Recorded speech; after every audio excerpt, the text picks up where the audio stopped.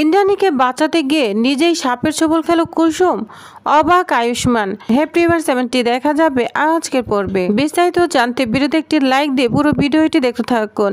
গল্পের শুরুতে আমরা দেখতে পাবো কুসুম সিঙ্গাপুর দিয়েছিল, সেই সিঙ্গার আওয়াজটা গুরুদেবের কানে চলে যায়। তখন গুরুদেব সাথে সাথে ওইখানে চলে আসে, বলছে কে বাজিয়েছে, সিঙ্গাপুরটা কে দিয়েছে। তখন কুসুম বলে ভুল হয়ে গিয়েছে আমার। তখন গুরুদেব বলে শঙ্খ তুমি কেন বাজালে? তখন কুসুম বলে আসলে শঙ্খ না, ওরা কিছুতেই বাজাতে পারছিল না, তাই আমি ওদেরকে দেখাচ্ছিলাম। তখন নরহে দীপালি মাসি ক্ষমা চাইতে থাকে।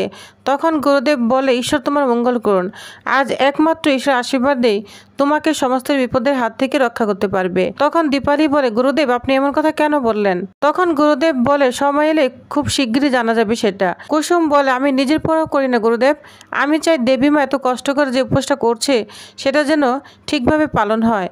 তখন গুরুদেব বলে ইন্দ্রাণী কোথায়? তখন তার লোকটা বলতে থাকে হ্যাঁ গুরুদেব আপনার জন্য অপেক্ষা করছে। তখন দীপালি মাসি বলে কুসুম শুন, তুই আজকের দিনটা না খুব সাবধানে থাকবি। গুরুদেব কিন্তু যা বলে তাই কিন্তু ফলে যায়, বুঝতে পেরেছিস? এদিকে গুরুদেব ইন্দ্রাণীর কাছে চলে এসে তার নিয়মটা বলতে থাকে। গুরুদেব বলে এই মন্দিরের পাশেই একটা জলাশয় আছে, তোমাকে খালি পেয়ে সেখানে যেতে হবে। জলাশয়ের পাশে দাঁড়িয়ে তুমি নিজেকে আগে শুদ্ধ করবে, তারপর এক কলসির জল তুলে নিবে। এক কলসির জল তুলে মাথায় করে জল মন্দিরে নিয়ে আসবে, আর সেই জলেই ঠাকুরের স্নান সম্পূর্ণ হবে। পথে অনেক বাধা আসবে, কিন্তু শুরু করলে থামতে পারবে না, তাতে কিন্তু ঘোর অমঙ্গল হবে। তখন দেবীমা বলে যত বাধাই আসুক না কেন আমি ব্রত পালন করব। তখন গুরুদেব বলে একবার কলসি মাথায় তুললে তুমি কিন্তু আর পিছনে ফিরে তাকাতে পারবে না, আর এই মন্দির তোমাকে 7 বার প্রদক্ষিণ করতে হবে। যা শুনে আয়ুষ্মান কুসুম সবাই অবাক হয়ে যায়। পারবে তো ইন্দ্রাণী? তখন ইন্দ্রাণী বলে পারবো গুরুদেব, আপনার আশীর্বাদ থাকলে আমি নিশ্চয়ই পারবো। তখন গুরুদেব বলে তুমি যতক্ষণ তোমার এই ব্রত পালন করবে আমি ধ্যানে বসবো। শুধু একটা কথা মনে রেখো, তুমি যখন মন্দিরের ভিতরে প্রবেশ করবে এবং ঠাকুরের স্নান সম্পূর্ণ হবে তখন যেন আর কেউ ভেতরে প্রবেশ না করে। তখন বলে ঠিক আছে গুরুদেব। গুরুদেব আরও বলতে থাকে একমাত্র শেষবার পুরো পরিবার একসাথে ভিতরে প্রবেশ করবে। তখন গুরুদেব বল আপনার সব কথা আমি অক্ষরে অক্ষরে পালন করব। গুরুদেব বল ইন্দ্রাণী দেখুন এই ব্রত পালনের যেন কোনো ভুল না হয়, তাহলে কিন্তু বিপদ বাড়বে। যা শুনে ইন্দ্রাণী অনেকটাই ভয় পেয়ে যায়। তখন কুসুম আয়ুষ্মান সবাই অবাক হয়ে তাকিয়ে থাকে। কথা বলে গুরুদেব ওইখান থেকে চলে যায়। তখন আয়ুষ্মান বলে মা আজ পুরো পরিবার তোমার সাথে আছে। তখন রাজ বলে ঈশ্বরের প্রতি তোমার বিশ্বাস, তোমার নিষ্ঠা তোমাকে এই পরীক্ষা হতে তোমাকে সাহায্য করবে। নিশান বলে মা আমরাও আছি তোমার সাথে, একদম চিন্তা করো না। তখন মীনাক্ষী বলে তোমাদেরও বলি। গুরুদেব বলে না তোমাদের সব করতে হবে, দিদি তুমি পারবে। তাছাড়া এই খালি পায়ে জলাশয় হেঁটে যাবে কলসি মাথায় করে, সাপেরও তো ভয় থাকতে পারে, যদি সাপে কামড় দেয় তাহলে কি হবে? দিদি চল এসবে না কোনো দরকার নেই, চল আমরা বাড়ি ফিরে যাই। তখন ইন্দ্রাণী বলে এই ছোট সবকিছু তুই তো বাদিস কেন বলতো? পারি না, তোদের চলে যেতে হয় তোরা চলে যা, আমি কিন্তু এই ব্রত পালন করব। এই ব্রত পালন না করে আমি কোথাও যাব না। যা শুনে সবাই অবাক হয়ে যায়। তখন কুসুম প্রার্থনা করতে থাকে তুমি দেখো ঠাকুর, দেবীমা যেন তার ব্রত সম্পূর্ণভাবে সফল করতে পারে, এটা বলে প্রার্থনা করতে থাকে। তখন ইন্দ্রাণী জলাশয়ের কাছে চলে এসেছে, নিজেকে শুদ্ধ করে এক কলস জল ভরে নেয়। তখন সেই কলস ভরা জল তার মাথায় নিয়ে সিঁড়ির মধ্যে হাঁটতে থাকে। তখন আয়ুষ্মান বলে মা তুমি ঠিক আছো, তুমি পারবে? তখন বলে হ্যাঁ হ্যাঁ আয়ুষ্মান আমি ঠিক আছি, কোনো চিন্তা করো না। এদিকে কুসুম দেখে তো খুব অবাক হয়ে যায়, বলছে দেবীমাই গরমে কিভাবে হাঁটবেন, সিঁড়ি তো অনেক গরম, কি করব এখন আমি, আমাকে কিছু একটা করতেই হবে। তখন কুসুম দৌড়ে গিয়ে খালি কলস নিয়ে পানি ভরে ইন্দ্রাণীর পা দিয়ে পানি ঢালতে থাকে, যা দেখে ইন্দ্রাণী অবাক হয়ে যায়। এদিকে রাজ বলতে থাকে কুসুম তোমার ইন্দ্রাণীর প্রতি ভালোবাসা দেখে আমি অবাক হয়ে যাচ্ছি, এভাবেই তুমি তোমার দেবীমার পাশে থাকো। এদিকে ইন্দ্রাণী আস্তে আস্তে হাঁটছে আর তার পায়ের নিচ দিয়ে পানি দিয়ে দিচ্ছে কুসুম। রাজ তখন ইন্দ্রাণীর সঙ্গে গল্প করছে, বলছে ইন্দ্রাণী আজ থেকে বহু বছর আগে যখন আমাদের একটা কামরার ঘর ছিল তখন ঈশ্বরের প্রতি তোমার যে আস্থা, যে বিশ্বাস ছিল আজও তো অটুট রয়েছে। আজ আমাদের যা যা হয়েছে সব তোমার এই বিশ্বাস আর আস্থার জন্যই হয়েছে।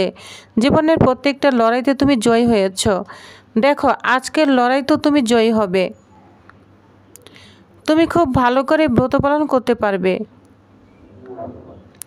এ বলে ইন্দ্রাণী অনেক শ্বাস পেতে থাকে আর খুশি হয়ে যায়। এদিকে কুসুম তার পায়ের মধ্যে পানি দিয়েই চলেছে। এদিকে সাহায্য করছে ঈশান। এদিকে ঈশান জল এনে দিচ্ছে আর কুসুম তার মায়ের পায়ে জল ঢেলে দিচ্ছে।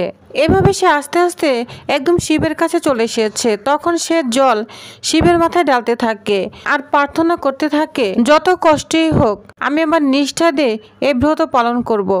তুমি শুধু দেখো ঠাকুর, আমার পরিবারের জন্য কোনো ক্ষতি না হয়, এই বলে প্রার্থনা করতে থাকে। এইভাবে গুরুদেবের নিয়ম অনুযায়ী সে একের পর এক এইভাবে কলসি ভরে জল ঢালতে থাকে শিবের উপর। আর তখন এদিকে খুব অস্থির হয়ে পড়েছে দেবলীনা আর মীনাক্ষী। দেবলীনা বলে, বুঝি না আন্টি, ওই মেয়েটা কি প্রমাণ করতে চাচ্ছে। তখন মীনাক্ষী বলে, যাই না বাবা, আর পারছি না, কখন যে রুমে গিয়ে এসির হাওয়া খাবো সেটাই ভাবছি। তখন দেবলীনা বলে, আচ্ছা এই রাউন্ডটাই তো লাস্ট, এটাই তো লাস্ট রাউন্ড তাই না? তখন বলে হ্যাঁ। এদিকে ইন্দ্রাণী লাস্ট রাউন্ডে কলস ভরা পানি নিচ্ছে, কিন্তু সেই কলসের মধ্যে সাপ ঢুকে গিয়েছে। ইন্দ্রাণী খেয়াল করেনি, ওইভাবে কলস মাথায় নিয়ে চলে যাচ্ছে। এদিকে মীনাক্ষী দেবলীনাকে বলে, আচ্ছা গুরুদেব তো বলেছিল এর মধ্যে বিপদ আসতে পারে। তখন দেবলীনা বলে, কই কোনো বিপদ তো হলো না। তখন মীনাক্ষী বলে, বাকি আছে অনেক কিছু, দেখো কি হয়। এদিকে দুজন গরমে খুব ছটফট করতে থাকে। তখন দেবলীনা বলে, আন্টি তুমি একটু দাঁড়াও, আমি আসছি। এই বলে দেবলীনা চলে যায়। অন্যদিকে লাস্ট রাউন্ডে দেবীমা একটু ক্লান্ত হয়ে পড়েছে। সে খুব কষ্টে একটার পর একটা সিঁড়ি পার দিচ্ছে, সেজন্য পড়েই যাবে, সে আর পারছে না। এদিকে কুসুম তার সাথেই রয়েছে, কুসুম তার পায়ে পানি ঢেলেই দিচ্ছে। এদিকে ইন্দ্রাণীর মাথায় যে লাস্ট জলটা নিচ্ছে তার মধ্যে সাপ রয়েছে, সে এটা বুঝতে পারছে না।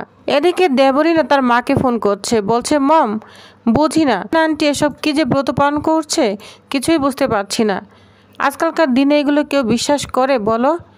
ডিসগাস্টিং, এটা বলতে থাকে দেবলীনা। এদিকে ইন্দ্রাণী লাস্ট মুহূর্তে কলস টেনে উপরে উঠছে, তখনই সাপটা উকি দিতে থাকে আর এটা চোখে পড়ে কুসুমের। কুসুম বলতে থাকে, দেবীমা সাপ, যেটা বললেই ইন্দ্রাণী দাঁড়িয়ে পড়ে। আর তখনই গুরুদেবের কথা মনে পড়ে, বলছে, তুমি কিন্তু একবার এই কলস মাথায় নিলে আর পিছনে ফিরে তাকাতে পারবে না। তখন ইন্দ্রাণী বলে, এই বিপদে কুসুমের পাশে থাকতে পারবো না। তখন কুসুম ওইখান থেকে সাপটা নিয়ে একবার ফেলে দিতে যাবে, তখন ওই সাপটা একদম কুসুমকে কামড়ে দিয়ে পানিতে ঝাঁপ দিয়ে দেয়। তখন কুসুম খুব ছটফট করতে থাকে। আর তখন ইন্দ্রাণী বলে, কলসে সাপ ছিল, যেটা কুসুম বলেছে আমি শুনতে পেয়েছি। তখন বলে, কোথায় সাপ? এটা বলে সবাই চিৎকার করতে থাকে। তখন বলে, কই কলসের মধ্যে তো কোনো সাপ নেই। তখন ইন্দ্রাণী বলে, কুসুম কোথায়? তখন মীনাক্ষী বলে, ওকে নিয়ে চিন্তা করার কিছু নেই, ও গ্রামের মেয়ে, ওই সাপটা পেলে কোনো ভয় পায় না। তখন ইন্দ্রাণী বলে, তুমি কুসুমকে খুঁজে আনো আয়ুষ্মান। তখন আয়ুষ্মান বলে, আমি দেখছি। এদিকে কুসুম বলে, সবাই যদি জানতে পারে যে আমাকে সাপে কামড়েছে তাহলে তো আমাকে নিয়ে ব্যস্ত হয়ে পড়বে। না, এটা আমি কাউকেই এখন বলতে পারবো না, কি যে করি। এদিকে ব্যথায় ছটফট করছে। তখন কুসুম তার উন্নাটা ছিঁড়ে হাতের মধ্যে বেঁধে নেয় আর কুসুম ব্যথায় খুব ছটফট করতে থাকে। তখন ওইখানে আয়ুষ্মান চলে আসে, বলছে, কুসুম তুমি ঠিক আছো? তখন কুসুম বলে, ছোট সাহেব আপনি এখানে কেন এসেছেন? তখন কুসুম মনে মনে বলতে থাকে, আমাকে সাপে কামড়েছে, এটা যদি ছোট সাহেব জানে তাহলে দেবীমার ব্রততে বাধা আসবে, আমি এটা কখনোই হতে দিব না। কিন্তু কুসুম আয়ুষ্মানকেও কিচ্ছু বলে না, নিজের কষ্ট নিজেই সহ্য করতে থাকে। তো ভিউয়ার্স, তাহলে নেক্সট আকর্ষণীয় পর্বে কি হতে চলেছে? এবার কুসুম কি বাঁচতে পারবে সাপের ছোবল থেকে? কি হতে চলেছে নেক্সট আকর্ষণীয় পর্বে জানতে অবশ্যই আমার সাথেই থাকুন। ধন্যবাদ।